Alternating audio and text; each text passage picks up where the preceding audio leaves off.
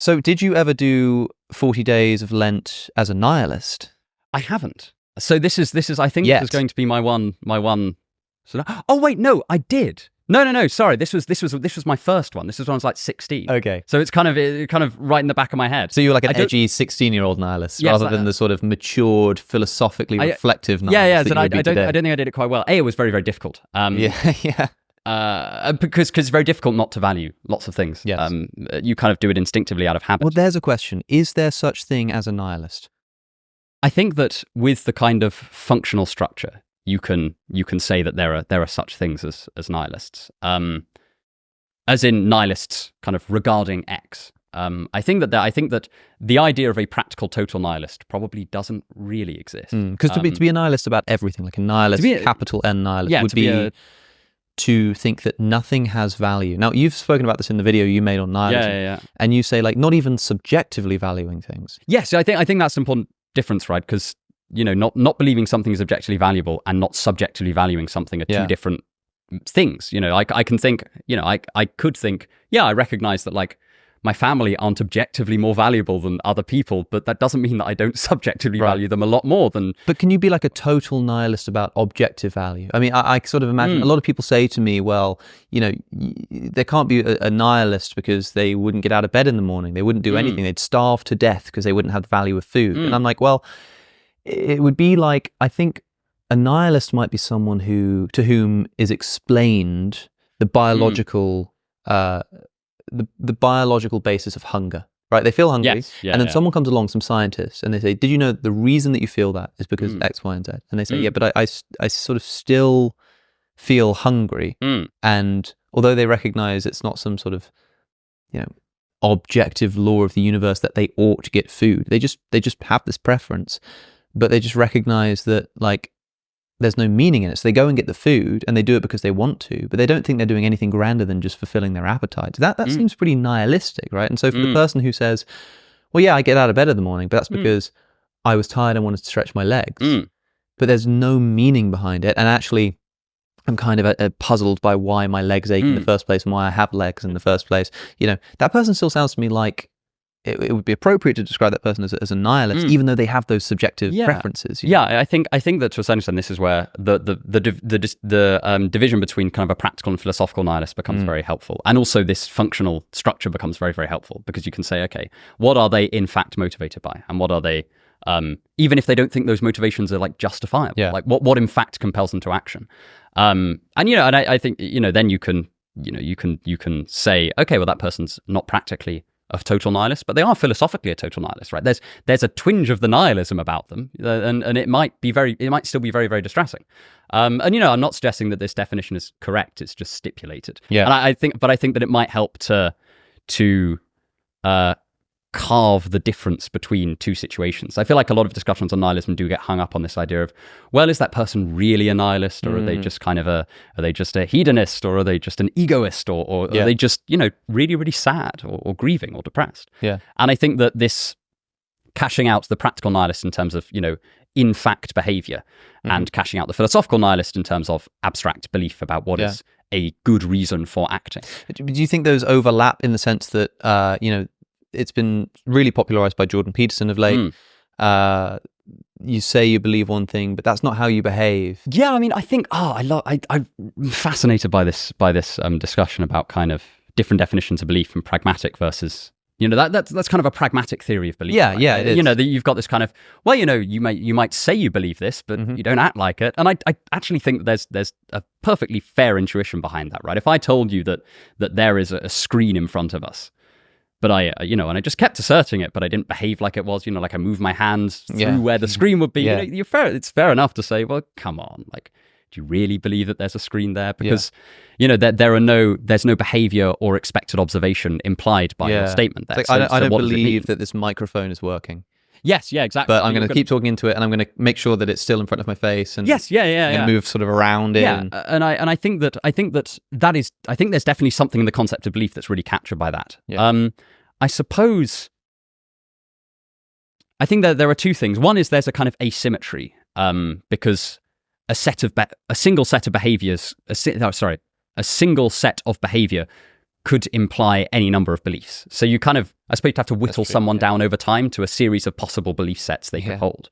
But you could rule out particular beliefs. Yeah, you can absolutely rule out particular beliefs. So, well, I suppose, yes, you could plausibly rule out particular beliefs. I mean, there's always the kind of bootstrapped counterexample of, well, what if they are, what if they've been possessed by a demon or a hypnotist or something like that? But saving, barring those sorts of counterexamples, I think you can rule things out. Which is one of the reasons why I think that in a certain sense, the practical total nihilist probably doesn't exist. That doesn't necessarily mean they're not useful, because they're a standard through which you can hold other things up to, right?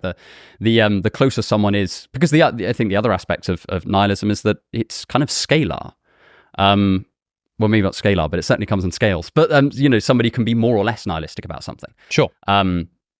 I might value my job higher than my friend who hates his job, right? That's a perfectly sensible statement, and I think that to a certain extent you can start to conceive of nihilism on those scales relative to a given object of nihilism and or value imbuing as kind of the kind of complement that fills the gap where meaning isn't. We often think about like beliefs or like ideologies or whatever as you either have them or you don't. You believe it or you don't. Yeah. And it's sort of like, well, are you a Christian? Well, this guy's a Christian and I'm not. But there might be someone who's sort of more Christian than their other Christian friend or whatever.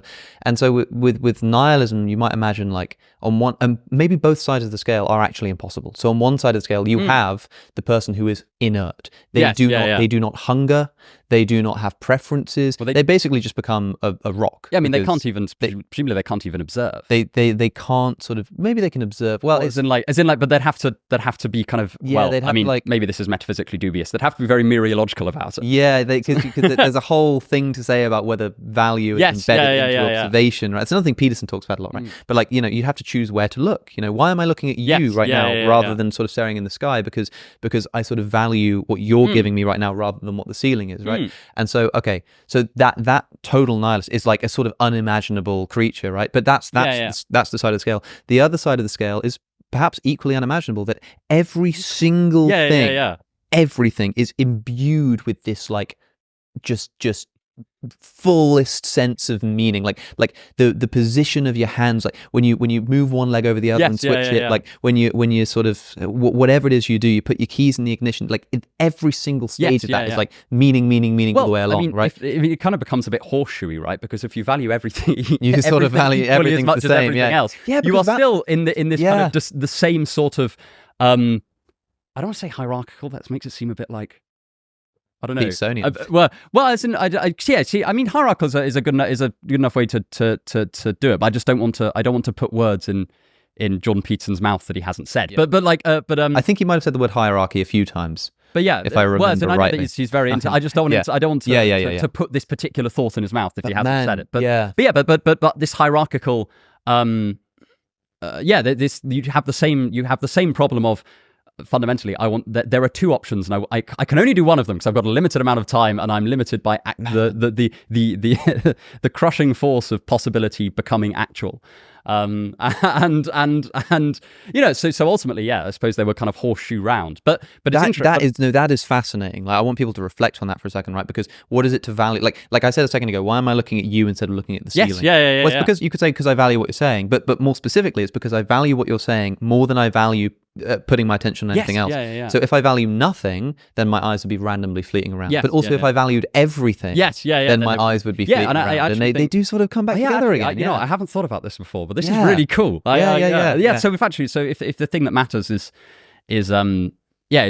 this linear ordering or non-linear ordering, but like some form of ordering of significance between different options. And you're sort of somewhere. So whether you're a nihilist or not is maybe a sort of faulty question. It's rather sort of where do you sit on this potentially horseshoe-esque scale? Yes, and where do you sit on that kind of horseshoe scale? But also for any given thing, where do you sit on just a kind of 0 to 1 scale? Because there are people who sort of think that like life has meaning, there's morality, that their family has meaning, that their job has meaning, and then there might be someone who thinks that yeah, God exists and there's a meaning to the universe, but they don't find very much meaning in their family and their job. Or maybe someone who really loves their job and their family, but doesn't think there's any objective meaning to it. And there's sort of these sort of gradations and scales of how much you can value certain things. Yeah, and I do think something that's often skipped over in the kind of existentialist literature and just general discussions about this is that, like, I know it sounds really obvious to say, but people are very, very different, right? And then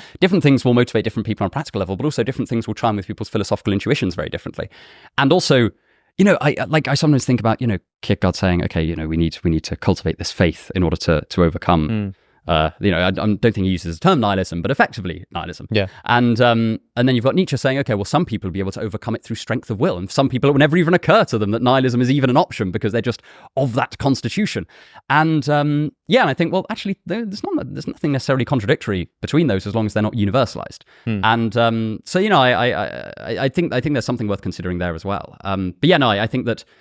Yeah, but I that's that hierarchical thing is really interesting. Yeah, I'm gonna go home and think about that. I'm sure that there's something to say about the fact that, like, although in practice it would mean sort of not being able to sort of act or do anything, there does seem to be a difference between not acting because nothing's valuable and not acting because you're sort of paralyzed by value. There does seem to be a difference. But I think you're quite right. To watch the full conversation, click the link on your screen. If you want to support the channel, subscribe to my Substack at alexoconnor.com. Thanks for watching, and I'll see you in the next one.